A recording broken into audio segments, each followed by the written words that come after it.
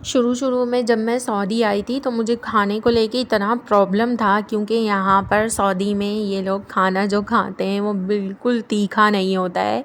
तो जब तक घर प्रॉपर्ली नहीं अरेंज हो सका था तो मुझे बहुत मुश्किल होती थी।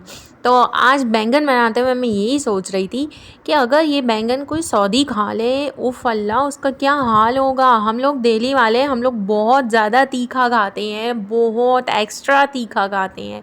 तो खैर बैंगन आपने बहुत सारे खाए होंगे, लेकिन आज मैं आपको जो बैंगन बता रही हूँ यकीन करो आपने खा लिए तो आप अपनी उंगलियां तो चाटते रह ही जाओगे। आप याद करोगे कि कोई लड़की थी जिसने हमें ये रेसिपी बताई थी, तो ये अम्मा से मैंने सीखी थी। भरवा बैंगन है और इस तरीके से मैंने स्टफिंग करके इनको 20 मिनट तक मैंने रेस्ट दिया था मैरिनेशन के लिए। देन उसके बाद मैंने इनका जो है वो मसाला तैयार करके उसके अंदर मैंने इसको फ्राई करके और फिर उसके अंदर मैंने डाल दिया और ये इसकी